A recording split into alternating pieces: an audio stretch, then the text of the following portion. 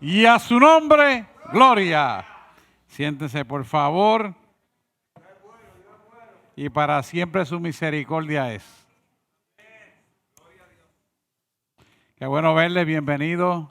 Aquellos que están por internet, sabemos que le están dando seguimiento, bienvenidos también. Hoy estaremos hablando, continuando la clase en el libro, con el libro de Romanos, en el capítulo 3.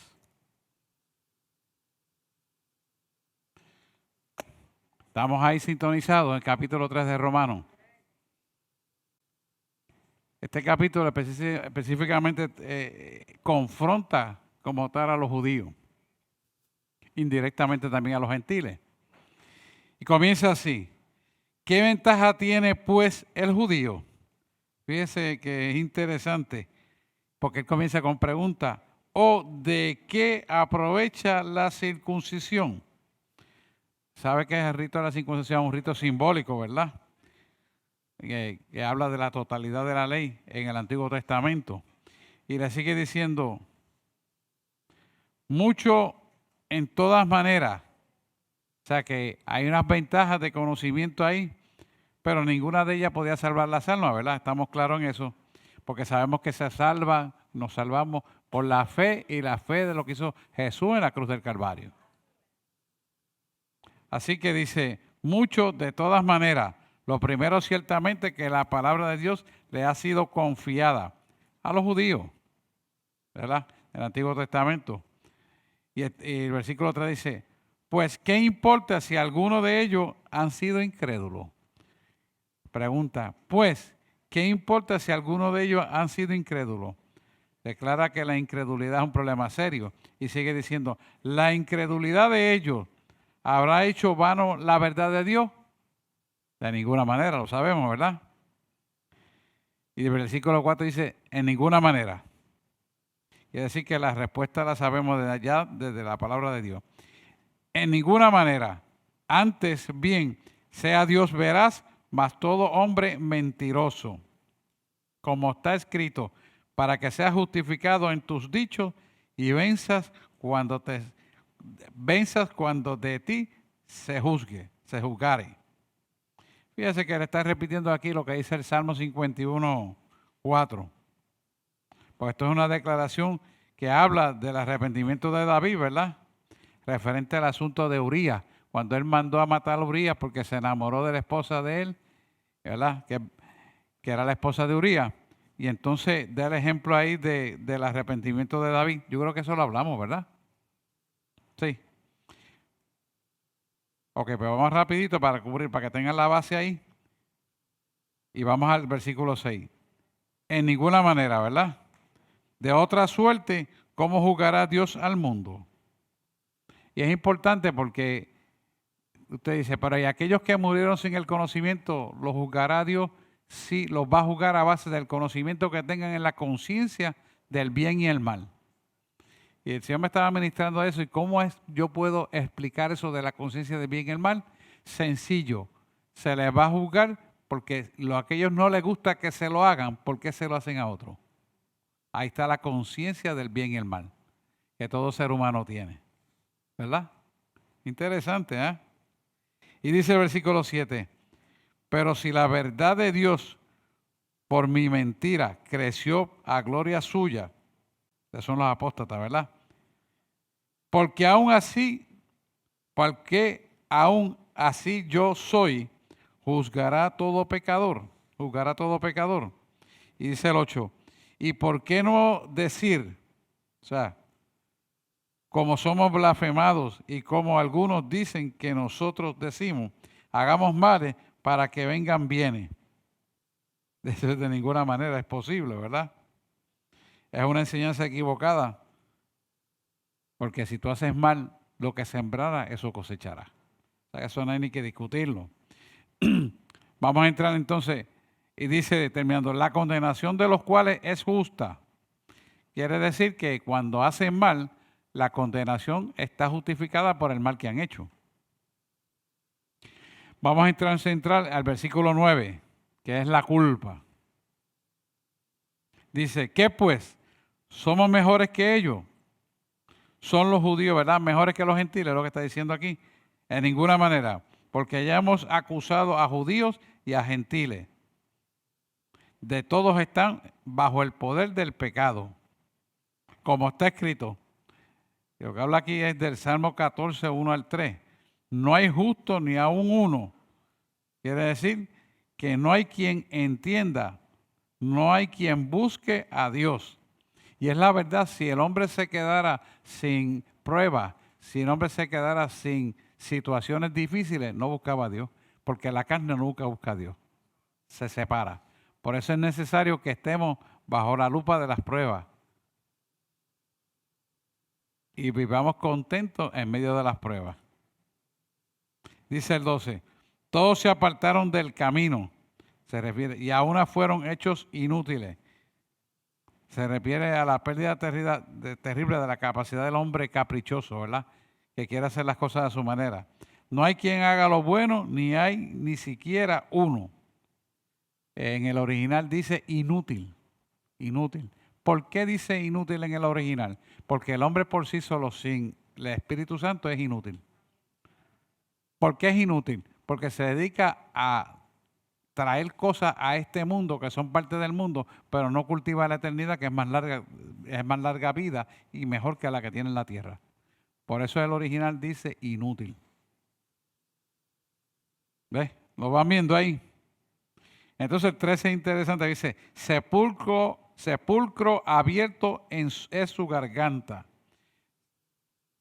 Con sus lenguas tratan engañosamente.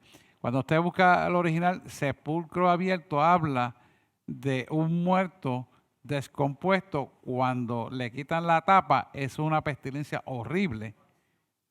Y eso es lo que está hablando de sepulcro abierto. Con sus lenguas tratan engañosamente.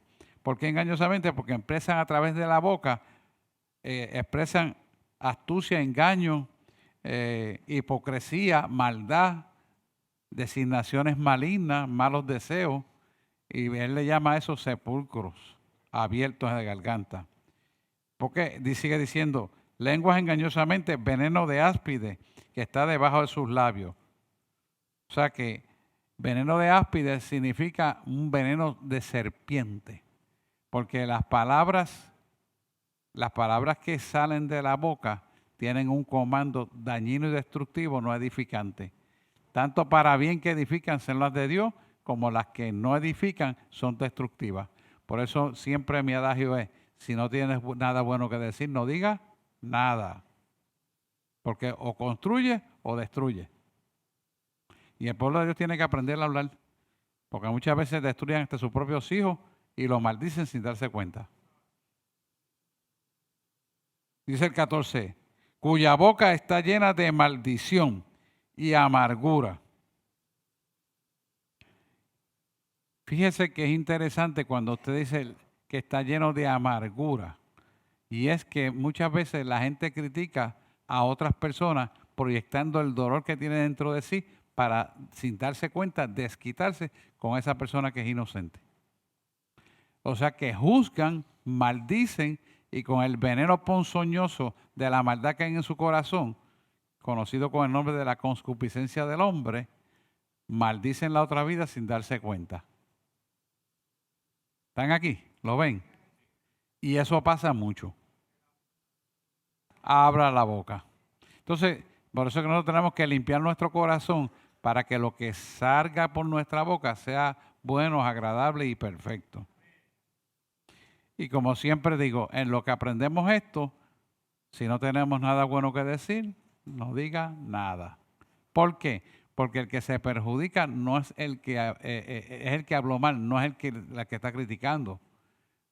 Y esto es importante porque lo que nosotros decimos con nuestra boca es como un boomerang que se suelta al aire y regresa y te corta la cabeza. Esto es importante. Por eso es que uno no puede decir exactamente. El reino se establece en siembra y cosecha.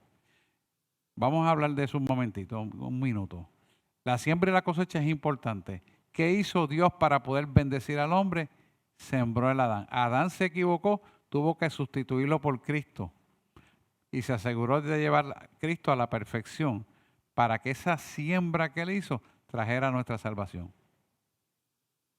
¿Vio la siembra? Ahora la pregunta que nosotros hacemos, yo recibí la siembra de salvación, yo estoy siendo correligionario con otros al darle lo que yo recibí de siembra. Por eso es que la Gran Comisión es un mandato para cada uno de nosotros. No podemos callarnos de hablar del Evangelio ni de desear a otros que tengan lo que tú y yo tenemos. Que primero que nada es nuestra salvación y segundo la bendición y el bienestar de estar en la presencia de Dios. Y como consecuencia somos bendecidos aquí en la tierra y se extiende hasta la eternidad. Y el 15, estas personas que no son de la manera que estamos hablando, que la boca está llena de maldición, dice, sus pies son ligeros a derramar sangre. Porque, ¿verdad? Están llenos de asesinato, matanza, que es lo que estamos viendo hoy en día, de violencia. Y el versículo 16 sigue diciendo, destrucción y adversidad hay en sus caminos. ¿Por qué la persona que hace el mal siempre está caminando hacia la adversidad? Porque mientras más daño hace, peores cosas hace, peor se pone su corazón. Entonces lo que ha sembrado es maldad y maldad cosecha y maldad es su pensamiento y su corazón. Y termina perdiéndose. Por eso cuando la persona hace un acto delictivo y no se corrige, desde chiquito cuando viene a ser adulto, hace 20 más o peores de lo que empezó a hacer. Decía mi papá que los niños empiezan por robarse un chicle en el supermercado hasta que se roban cigarrillos y después se roban cigarrillos, siguen por ahí hasta que hacen grandes robos. Y es verdad. Y la causa, la explicación está aquí en la palabra de Dios. Lo que siembra, eso cosecha. Y dice el 17, y camino de paz no conocieron. No hay temor de Dios delante de sus ojos. Nunca una persona que hace mal va a tener temor delante del Señor. ¿Por qué? Porque lo que ha sembrado ha sido tan malo que lo que tiene es un corazón totalmente cauterizado de la verdad. Es decir, no tiene emociones ni sentimientos que lo puedan encaminar hacia el bien. A veces es tan malo lo que hacen que no tienen ni siquiera instinto de preservación. Cuando yo veía en el hospitalito de la cárcel regional de Bayamón, yo veía esos criminales y ellos me confesaban, yo lo que deseaba es que alguien me matara para salir de esto ya. Gente que tiene 3 y 4 muertes ya probadas, que tienen sentencia para nunca salir, era lo que hablaban. Yo lo que deseaba, doctor, es que alguien me matara y no hubo quien me matara. Dice, ¿cómo es posible eso? Conciencia cauterizada, tan ciego y tan ciego, que es el mismo pecado visto en Caín. ¿Cuál fue el castigo más fuerte que Dios le dio a Caín? Que nadie lo matara. Ahí usted lo ven, ese tipo de pacientes, personas, debo decir. Para mí fue paciente. Así que no hay temor de Dios delante de sus ojos, este tipo de personas. Empero sabemos que todo lo que la ley dice, a los que están bajo la ley, lo dice. Quiere decir que es importante que ellos entiendan que la ley lo establece claramente, pero el conocimiento de la ley le lleva una doble evaluación en contra a los judíos. Y ahorita vamos a entrar en ese detalle. Dice, para que toda boca sea cerrada y todo el mundo se sujete al juicio de Dios. Fíjate que aquí nos está hablando exactamente lo que significan la pérdida del significado de lo que es la salvación de las personas. O sea, la persona vive en un mundo totalmente materialista, lleno de emociones y sentimientos, pero no tiene capacidad de ver más allá de su salvación. Por lo tanto, jamás nunca la carne va a buscar una relación con Dios. No, porque la carne de por sí ya está condenada a muerte.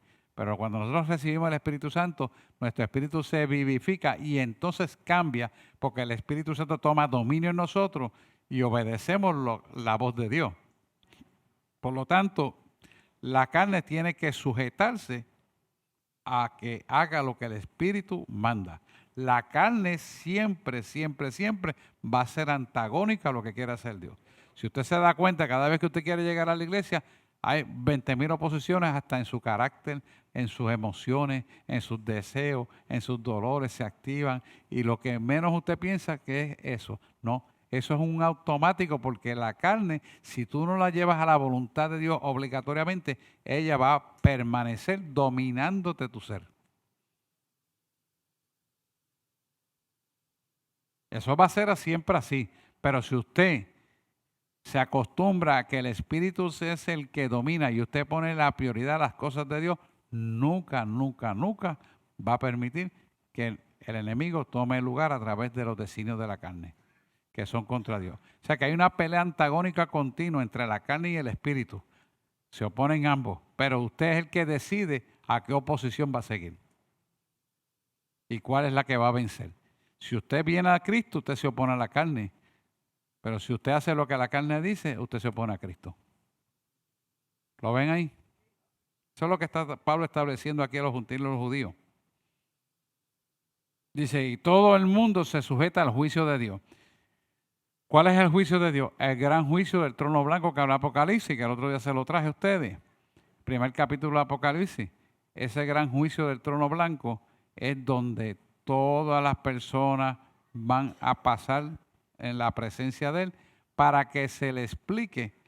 Por ejemplo, una persona que no tiene salvación o murió sin salvación o murió de espaldas a Cristo por las razones que sean, porque lo negó, pues él va a un espacio en la eternidad, el infierno. Pero cuando venga el juicio del gran trono blanco, se va a despertar de esa muerte para que reciba la sentencia y entonces empezará sobre él la segunda muerte final. Eso es lo que habla de Apocalipsis, la segunda muerte. ¿Lo ven o no? Es que sí, tengo que buscarle para atrás todo eso, pero después lo vamos a dar en Apocalipsis. Yo voy a dar Apocalipsis. Creo que es necesario y para este tiempo más. Y dice el versículo 20. ¿Estamos claros ahí? De la primera a la segunda muerte. Nosotros no somos eso. Esos son los que mueren sin Cristo. Nosotros no tenemos muerte. Nosotros estamos vivos y seguiremos vivos. Dice, porque por los hechos cumplidos de la ley, ninguna carne se justificará delante de él. Porque por la ley es como el conocimiento del pecado. Porque por la ley es el conocimiento del pecado. Dios le dio el conocimiento de la ley a los judíos en el Antiguo Testamento para que pudieran discernir entre lo que es bueno y lo que es malo. Pero Dios sabía que el cumplimiento de la ley era imposible, por lo tanto envió el segundo Adán llamado Jesús para que entonces en el nuevo y mejor pacto que tenemos nosotros pudiéramos adquirir la salvación. Más fácil. Eso lo pueden ver. Si hay preguntas me detengo y buscamos Biblia, lo que sea. Entonces, esto es importante porque este capítulo, la continuidad del versículo 21 habla de lo que es el remedio. Dice, pero ahora sin la ley, la justicia de Dios se ha manifestado. Dice, testificada por la ley y por los profetas. Que sé que hay un principio divino de la justificación y sabemos que es la fe y por lo que hizo Jesús en la cruz del Calvario. Es importante esto, testificada por la ley y por los profetas. Vamos a ver, búscate a Habacuc, Gabriel, Habacuc 2:4.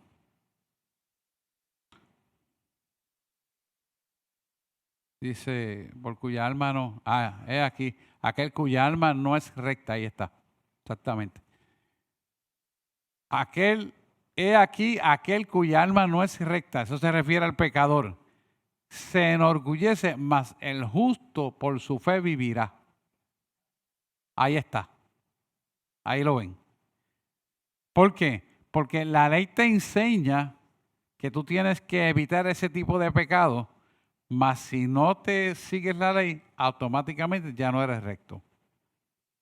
Pero entonces, ya entonces para el Nuevo Testamento va a ser justo por la fe vivirá, que eso está en Santiago ya, que te va a justificar lo mismo. En Génesis 15:6 nos da una luz más clara del Antiguo Testamento para entender esto. Búscate Génesis 15:6.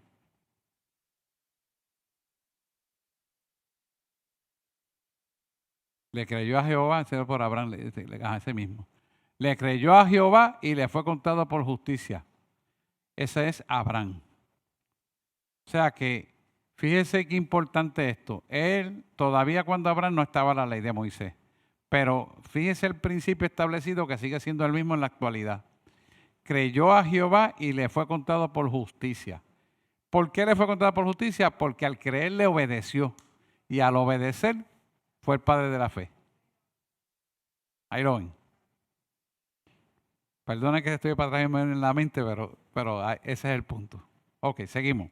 La justicia de Dios por la fe de Jesús. La justicia de Dios por la fe de Jesucristo para todos los que creen en Él. O sea que el criterio claramente es que crean y crean en Cristo, ¿verdad? El Cristo y el crucificado y el que resucitó. Porque no hay diferencia. No hay diferencia. Dice, por lo cual todos pecaron y están destruidos de la gloria de Dios. Eso se refiere, tanto los gentiles como judíos están destituidos de la gloria de Dios. Todos. ¿Por qué? Porque todos nacimos con la acción pecaminosa de la herencia adámica. Por lo tanto, estamos todos destituidos hasta que le recibimos al Espíritu Santo y caminamos por voluntad propia en voluntad rendida a Él. Por lo tanto, somos esclavos por voluntad propia. Porque no te tuerce el brazo. Cuando tú no quieres hacerlo, no lo haces. Te sales de la presencia, pero eres tú. Él se queda y cruza los brazos y bueno, vamos a ver qué pasa. Sí. Entonces, ahí es donde sabemos que lo hacemos por voluntad propia y somos bendecidos.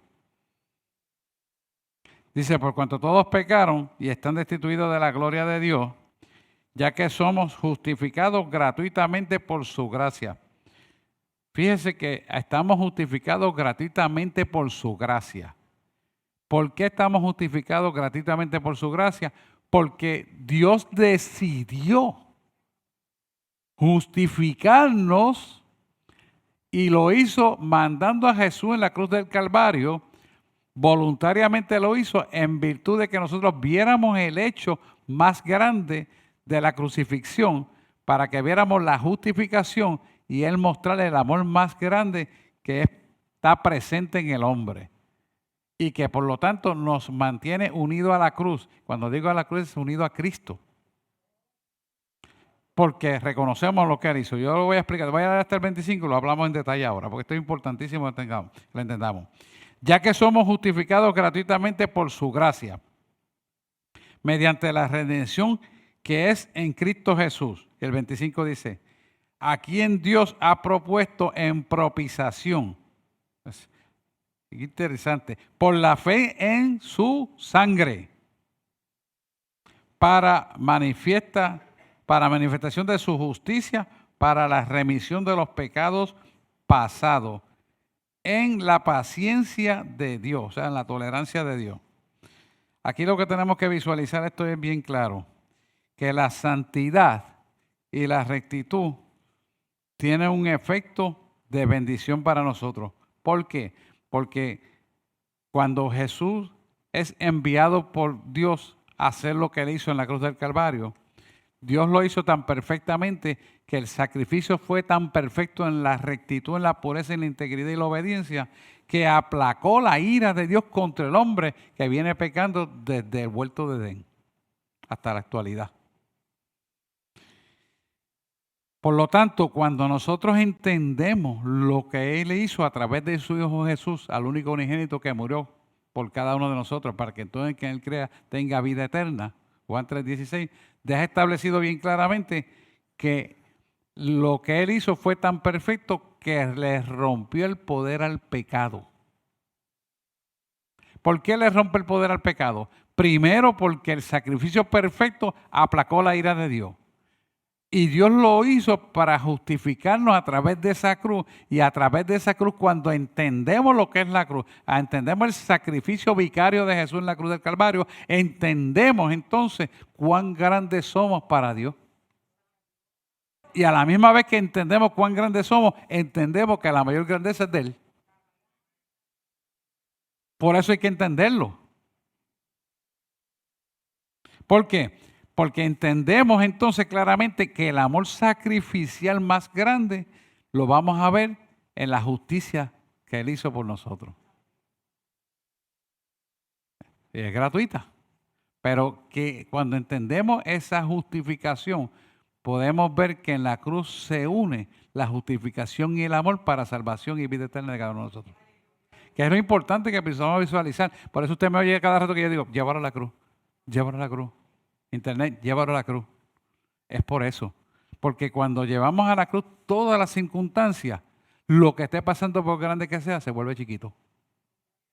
Y usted entra en un gozo supremo y se le va la congoja, se le va la tristeza. No es que se haya resuelto el problema, lo que pasa es que entonces usted entra en una dimensión superior a la que estaba, que es por encima del problema. Y eso hace que usted entre en un gozo de esperanza que la vida nos lanza. ¿Por qué digo que nos lanza? Porque ya Dios lo hizo. Nosotros tenemos que verlo, pero está hecho ya. Que nos cuesta trabajo verlo y que es un proceso, claro. Pero lo importante es que sepamos que más allá de lo que estamos viendo está la respuesta y es cuestión de tener la esperanza para poderla ver. Y eso nos da el discernimiento de poder esperar en fe. Cuando Él le dijo a Abraham, vas a tener un hijo, el tipo tenía como 100 años y Sara estaba cerquita por ahí. Ahí no había nada que buscar. Pero Él le creyó. La mujer se rió, pero Él le creyó. Él lo creyó. Y al fin y al cabo se hizo una realidad doble porque hasta se metió la sierva Agar. Pero es Dios. Pero ese detalle, al meterse la sierva Agar, nos enseña, porque mire los problemas que tenemos con los árabes ahora, gracias a ese error. Pero mire qué es eso. Sara le quiso ayudar a Dios porque no supo esperar. Bueno, si yo no puedo, te voy a prestar mi sierva Agar. Pero no le preguntó a Dios si eso era lo que ella quisiera. Pero lo hizo. Y el resultado es que tenemos los árabes detrás de la oreja, con unos serios problemas que están enfrentando a Israel. Pero de todas maneras nos damos cuenta que tú y yo no podemos hacer nada para ayudarle a Dios porque Dios es perfecto. Lo mejor que podemos hacer es obedecerle a Él. ¿Lo ven? Esto es importante que lo entendamos, hermano. Y estos versículos 25 y 26 está el principio de la justificación, así que dele para atrás para que usted se siga gozando. Amén. Seguimos. Dice, con la mira de manifestar su justicia en este tiempo, se refiere a la justicia de Dios, ¿verdad? Que debe satisfacerse en todo momento, para que Él, Dios, sea justo. Y el que se justifica al que es de la fe en Jesús. O sea que nosotros tenemos que ver en todo momento a Jesús en todo momento. Entre los pastores a mí me dicen, soy fanático de Jesús. Yo le digo, es verdad, yo soy fanático de Jesús. Eso como que choca. No. Es que Jesús es el puntal de nuestra vida, hermano. Y yo no puedo estar un momento ni hacer una predicación donde no esté Jesús. Y ellos no tienen problemas para entender eso. Yo los dejo. Con mucho respeto, ¿verdad? Cada cual con cada cual. Pero yo soy fanático de Jesús. Yo no me escondo para decirlo, hermano. Porque dígame usted, sin Jesús, ¿dónde vamos? A ningún sitio. Y el que se justifica al que es de la fe en Jesús. Y el 27 dice, pregunta, ¿dónde pues está la jactancia? Cuidado. Porque los justiciosos se jactaban ellos mismos debido a la ley y que tenían conocimiento de la palabra. Y dice, ¿dónde está pues la jactancia? Es excluida. Por lo cual la ley, ¿por cuál ley? ¿Por cuál ley? ¿De las obras? No, sino por la ley de la fe. ¿Por qué la ley de la fe? La ley de la fe es la que está escrita en nuestros corazones. La ley de la fe es la que nos hace que nosotros seamos un instrumento usado por Dios por entrega voluntaria a Él. Es un culto racional de un ser humano transformado a la imagen y semejanza que comienza en estos cuerpos y terminará en el cuerpo glorificado. Eso es una transformación. Pero para que esa transformación tenga espacio en nosotros, tiene que haber un convencimiento, una persuasión de la verdad de lo que es Jesús en nuestra vida. Hasta que no tengamos esa percepción correcta de lo que es Jesús, no vamos a podernos ser transformados a la imagen y semejanza de Él. Por lo tanto, cada vez que hay una situación que Dios la aprovecha para que seamos cada vez transformados cada vez más a su forma, Él, como yo le digo, Él se sienta en la rueda del alfarero, porque esto es un proceso que toma tiempo. Pero nosotros, que somos la pieza que está dando vueltas, no nos podemos detener. Hay que seguirse moviendo en la dirección y obediencia que Él quiere que nos movamos para que la imagen de Él se pueda formar en nuestra alma. Y no es que usted salga a hacer ejercicio y eso es bueno, hay que hacerlo. No, es que haga el ejercicio almático del conocimiento de su verdad en su palabra. Eso es lo importante. Y una de las cosas que la iglesia falla es que no viene en la intercesión oral. Porque es importante, mire. El conocimiento de venir a orar es que usted se va a moldear conforme a la voluntad de Dios. Porque cuando usted empieza a orar, usted no ora como usted le da la gana. Dice, Señor, muéstrame por lo que tú quieres que ore. Cuando usted empieza a orar conforme a Él muestre que usted quiere que ore, se empieza a formar la imagen de Él en nuestra alma. Y entonces usted va a orar por lo que realmente Dios quiere que ore y esa oración va a encontrar respuestas rápidas. Te dice, pero yo vengo a orar por mis hijos, yo no. Si Dios lo conocía, Él quiere que tú ores por el gobernador, por el secretario de salud, por la policía. Y Él sabe de que tenemos necesidad. Pero cuando tú haces esa delegación en la función de lo que Él quiere que haga y te suelta, entonces que Dios se glorifica. Ahí es que Él se vota. ¿Lo ven? ¿Por qué? Quiero que usted lo piense, ¿por qué? Pues porque usted está creando una dependencia en lo que Él quiere que usted cree dependencia, que es en Él. Cuando usted depende de Él, entonces usted lo obedece a Él, camina por la verdad y todo su camino le irá bien. Como le dijo Josué. Y Él va adelante abriendo el camino y usted va detrás caminando. ¿Lo ven? Todo eso gracias a la cruz. Ok, el 28. Así que concluimos ser el hombre justificado por la fe, sin las obras de la ley. Pregunta 29. ¿Es Dios solamente Dios de los judíos o no es también Dios de los gentiles? Cierto, también de los gentiles, ¿verdad? Y sigue el 30, dice, porque uno es Dios, el cual justificará por la fe la circuncisión. Y esto es importante porque cuando Él le dice eso, yo me imagino poner a los judíos y los gentiles igual ahí. Mire, analice bien. Porque uno es Dios, el cual justificará por la fe la circuncisión. Pero mira lo que sigue diciendo. Y por medio de la fe, la incircuncisión. Coge jabón para que la vea ahora.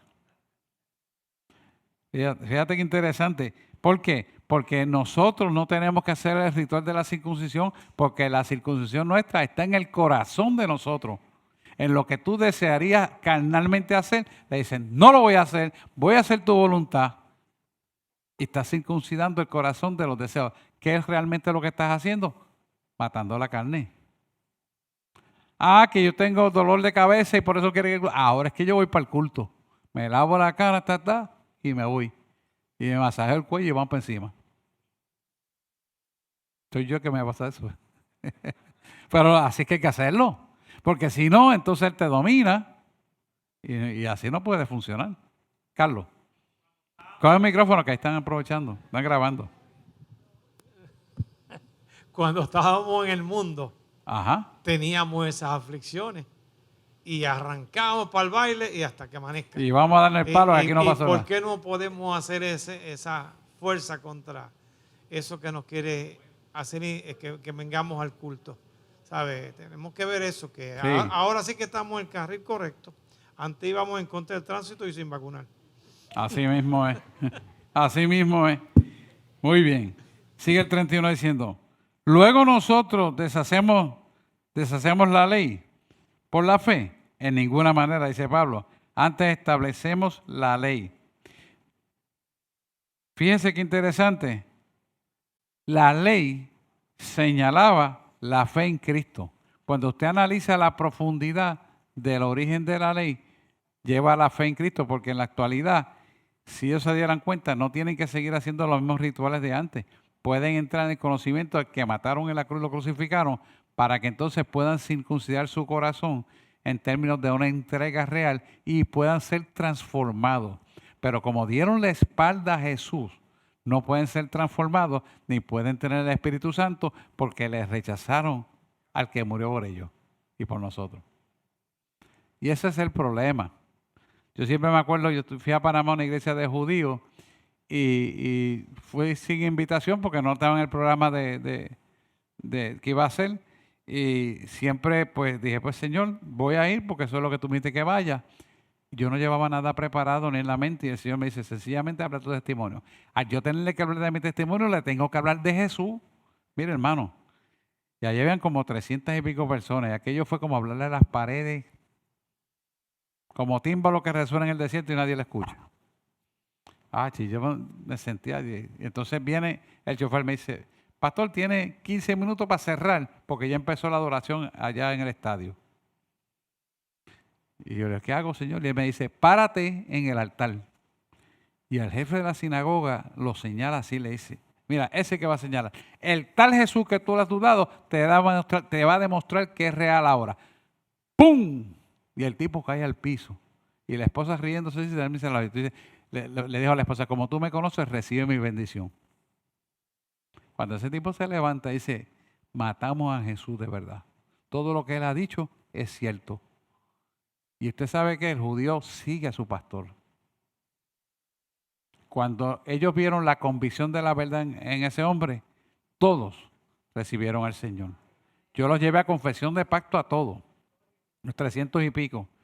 Y aquello fue con todos los que hemos corrido en el campo y hemos escuchado el río del campo que hace así.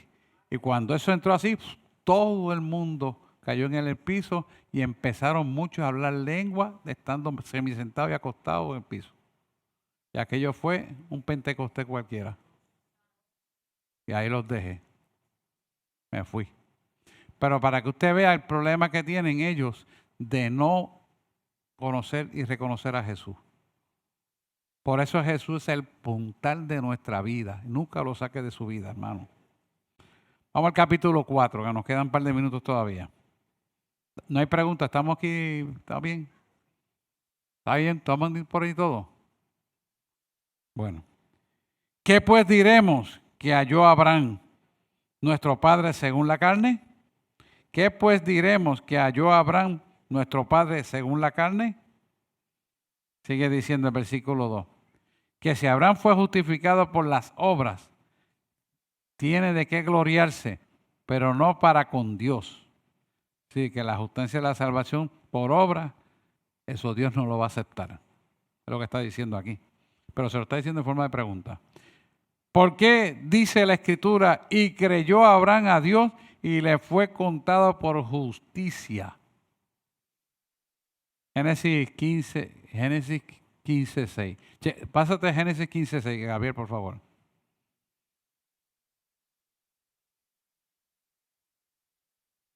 Porque este versículo nos va a enseñar que Abraham le fue tomado por justicia por la fe que tuvo, ¿verdad? Y creyó a Jehová y le fue contado por justicia. ¿Por qué le fue contado por justicia? Porque creyó. Y esto es importante. Cuando usted cree, usted espera el tiempo que sea y usted sabe que Dios lo va a hacer. Y no importa lo que suceda, Dios lo va a hacer. Y esto es muy importante porque si nosotros no le creemos a Dios, nos desesperamos, hacemos muchas cosas que no son correctas y nos salimos del canal correcto porque nos desesperamos. La desesperación no es de Dios. Dios es un Dios que nos habla, mira, en el espacio apacible, como le hablaba a Isaías. Dice el 4. Pero al que obra, no se le cuenta el salario, sí, no se le cuenta la justicia, como gracia, la gracia de Dios, sino por deuda. O sea que, ¿por qué por deuda? Porque todo lo que hacemos jamás va a parecerse ni remotamente lo que Dios hizo por cada uno de nosotros. Así usted haga lo que haga, nunca crea que eso es grande delante de Dios. Al contrario, tómelo como una deuda o como un abono en la deuda si quiere. Pero jamás tendremos a pagar NISA. Un momentito el 3 otra vez. ¿Puedes poner un momentito el 3 otra vez? Es que tengo una idea aquí. ¿Por qué? Pues dice, ¿por qué? ¿Qué dice la Escritura? Y creyó Abraham a Dios y le fue contado por justicia. Pero lo que veo ahí es estoy viendo, si estoy mal me corrigen, un punto bien interesante cuando aún usted lo llevó a Génesis, que desde el principio Dios estableció la salvación por fe. Sí. Y no por obras. No por obras. O sea pero los judíos no lo entendieron. No lo entendieron, pero desde el Antiguo Testamento, en Génesis cuando usted lo trae, dice creyó, no hay obra, es por fe. Es un punto que me llamó la atención. No, Génesis 15:6. Ponte Génesis 15:6, por favor. Sí, así mismo es. Génesis 15:6 fue que yo dije. Génesis 15:6. Que ahí que está el punto que dice Nietzsche. Y creyó a Jehová y le fue contado por justicia. No fue por las obras. Y él ya era una persona pudiente. O sea, él era rico. Y sus obras no le fueron contadas. Fue cuando él creyó. Y la prueba más grande se la puso para que creyera en algo que el dinero no le podía resolver, que es dar un hijo. Entonces le tardó en hacerlo y ella, Sara, que es como dice ella, venía una mujer pudiente, donde todas las cosas eran fáciles porque se las hacían, quiso adelantarle el camino a Dios y lo que hizo fue causar un problema hasta el final de nuestros días. Pero bueno, ese es el resultado que trajo el querer ayudar a Dios. Por eso tenemos que aprender a esperar en Dios. Llevo años orando y no veo nada. Dios te lo prometió, espera. Que cuando menos lo pienses, ocurrirá. Muy bien, tremendo.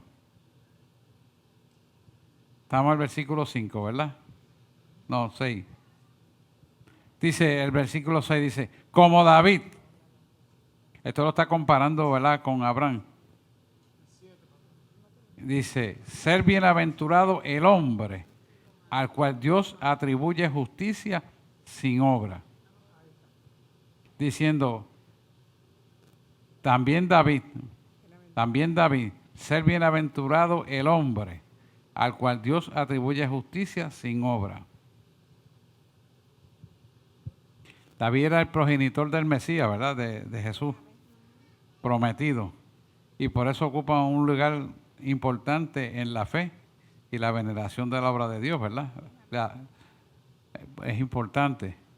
Dice, ser bienaventurado el hombre, el cual atribuye justicia sin obras. Quiere decir que las obras nunca ganarán la justicia de Dios. Y es interesante porque David, cuando quería hacerle una ofrenda a Dios, quería que el espacio donde iba a enterrar su mamá le costara. Y esto es importante porque si usted va a hacer una ofrenda a Dios, que no sea de lo que te sobre. Amén. Que no sea lo que a ti no te gusta. Sino que sea que te cueste. Y aquí es importante no solamente el dinero, puede ser, como yo le dije el otro día a una persona que le di algo, le dije, ¿sabes por qué te regalo esto? Porque a mí me gusta mucho. Pues no, me gusta y por eso quiero bendecirte. Llévatelo. Y digo, me dice, ¿de verdad? Sí, llévatelo. Porque me siento bendecido si lo hago así. Y esto es importante porque a veces uno lo quiere medir en dinero, no todo se mide en dinero. Es más, las cosas más grandes no se miden en dinero. Lo ven, ¿verdad? Diciendo, bienaventurados aquellos cuyas iniquidades son perdonadas. ¿Por qué las iniquidades pueden ser perdonadas? Solamente cuando hay un arrepentimiento y la persona mira la cruz, mira a Cristo. Por la fe en Cristo es que recibe. Y cuyos pecados son cubiertos, ¿ves? Ahí está. Los pecados son cubiertos por la justificación y la justificación viene por lo que hizo en la cruz del Calvario para cada uno de nosotros. Amén. Dice, bienaventurado el varón a quien el Señor no culpó de pecado. ¿Por qué el Señor no lo culpó de pecado? Porque le fue perdonado por arrepentimiento, ¿verdad? 9 dice, ¿es pues esta bienaventuranza solamente para la circuncisión o también para los de la incircuncisión? Porque decimos que a Abraham fue contada la fe por justicia. ¿Cómo pues la fe, cómo pues le fue contada? ¿En la circuncisión o en la incircuncisión? No en la circuncisión, sino en la incircuncisión. ¿Por qué dice no en la circuncisión, sino en la incircuncisión? Porque es el nuevo y mejor pacto establecido para los gentiles y para todo aquel que reciba a Jesucristo.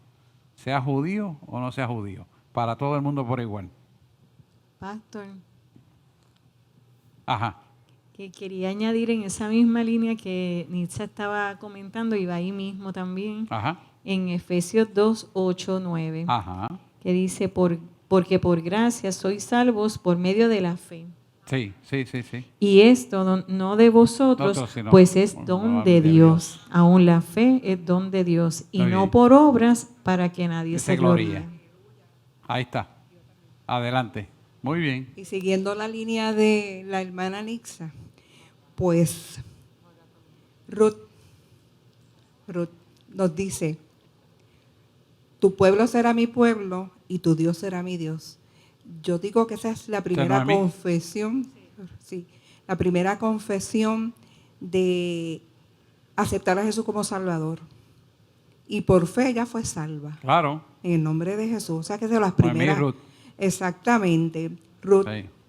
Así que, pues, la gloria para el Señor, que ya desde el principio, por la fe en Jehová Dios, Ujú. fue que vino la salvación.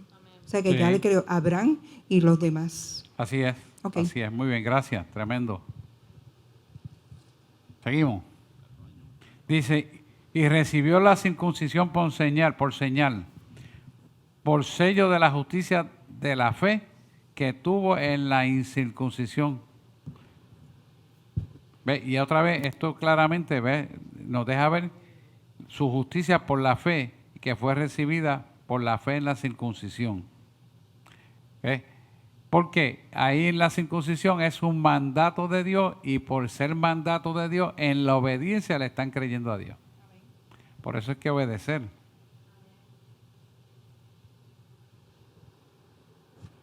Génesis 19, 9 hasta el 11 por ahí. Búscate Génesis 17, 9. Génesis 17, 9. Y dijo de nuevo Dios a Abraham, en cuanto a ti, guardarás mi pacto, tú y tu descendencia después de ti por las generaciones. Síguelo por ahí hasta el 11 a ver. Ahí está. Dale el 10. Este es mi pacto que guardarás entre mí y vosotros y tu descendencia después de ti. Será circuncidado todo varón de entre vosotros. Ahí está. Y el 11 entonces. Circuncidaréis pues a la carne de vuestro prepucio y será por señal de pacto entre mí y vosotros. O sea, que la obediencia a eso es puesta en el Creador, que es Dios, que en el caso del nuevo y mejor pacto es Cristo Jesús. Ahí lo tienes completito. Gracias. Gracias, Gabriel.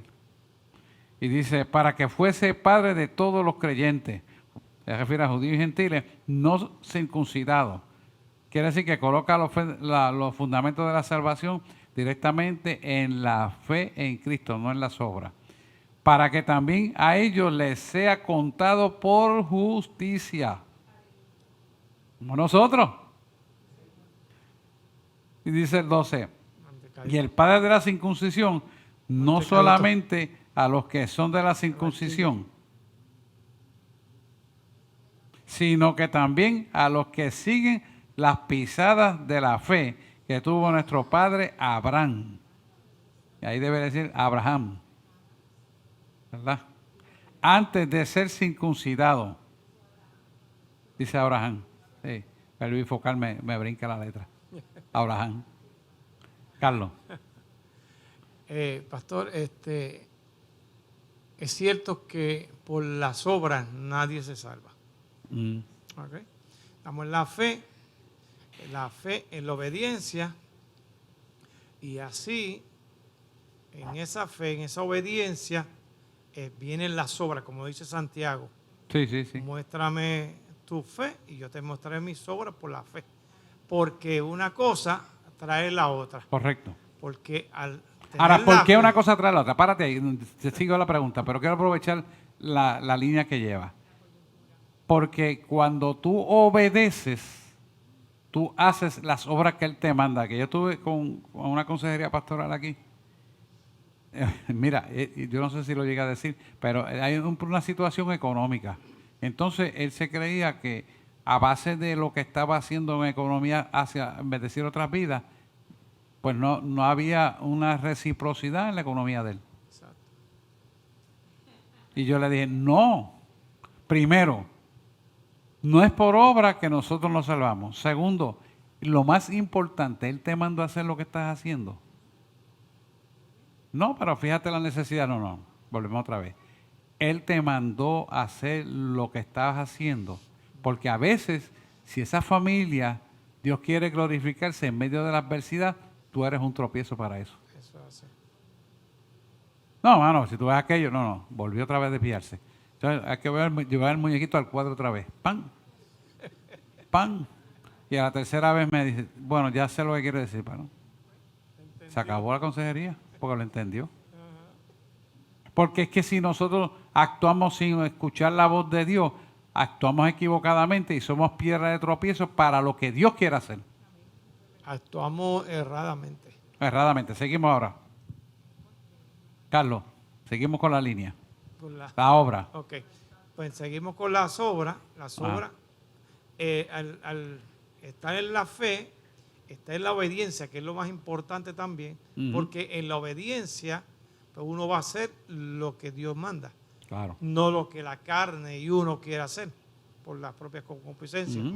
Y ahí comenzamos a cambiar. Y entonces lo que me viene a la mente una cosa que es del mundo, que yo decía que es horrible, que no se puede ni mencionar ya, ni quiero acordarme. Cuando me decían, yo le decía, ¿es familia tuya? Una cosa horrible. Pero luego que vengo a Cristo, miro a la gente como Jesucristo los mira, como ovejas que no tienen pastor. Sí. Y entonces, de tan cruel que yo era antes, ahora soy demasiado penoso. Piadoso. Y penoso porque me da pena. Con algunas, y piadoso también. Piadoso porque Sí. la pena no es de Dios, pero piadoso. que me da pena con las personas, que a veces uno trata de ayudarlos también porque el corazón de uno cambió de piedra a carne y a veces no se Pero hay dejan que saber ayudar. entonces cómo lo ayuda. Y yo le busco la vuelta. Le busco la vuelta hasta que lo voy llevando. Muchos yo le digo, ven a la iglesia. Sí, eso digo yo también. Y a veces ni le oro porque no es tan aprovechable en el aprendizaje si no las reciben. Entonces, digo, ven a la iglesia. Incluso yo le hablo porque antes, cuando yo no era convertido, a mí se me acercaban mucho aleluyas, pero se me acercaban de una manera que me molestaba. El trabajo, cuando yo hago eso mismo que usted dice, yo lo invito a la iglesia, yo le digo, mira, allí nadie te va a obligar. Eso es trabajo del Espíritu Santo. Pero en el tiempo antiguo, cuando se me acercaban a mí de una manera, pues como que me querían obligar. Incluso yo estuve en una iglesia en Levittown de visita y se me acercó un diácono Y me llevó por un cuartito, empezó a hablarme, qué sé yo. Y yo le dije, mira, yo vengo de visita a verlo, a escuchar el culto y esto. Y no, porque yo le vamos a hacer una cosa. Déjame ir un momentito afuera y yo vengo. Y jamás volví. Yo hasta me fui a pie. ¿Te ahuyentó? Me fui a pie, porque yo andaba en Pon y me fui a pie, todavía me estoy esperando. Porque es que esa insistencia, eso es trabajo del Espíritu Santo. Sí. Y nosotros lo traemos con amor, no a obligarlo. Mira, como una persona me dijo, ¿y tú también me vas a mandar para el infierno? Y a mí me llamaron para hablar del amor de Cristo. Yo no mando a nadie al infierno. Yo te hablo del amor de Cristo y lo que ha hecho en mí. Y tú tomas una decisión. Y Dios es el que hace la obra. Y Dios es el que hace la obra, exacto. Porque es que a veces hay personas que ahí en esa existencia, mire, como yo tuve 3 años predicando en mi trabajo, 3 años en contra de Halloween, llevando las de eso. Pensé, eso no es nada. Y le explicaba, hasta que Dios me dijo, hasta aquí, vete para la calle. Y donde quiera que iba, veía una casa llena de demonios de esos, pues le dejaba un tratado. Y a veces la persona abría la puerta y le hablaba con paciencia, con mucho amor. Ellos entendían.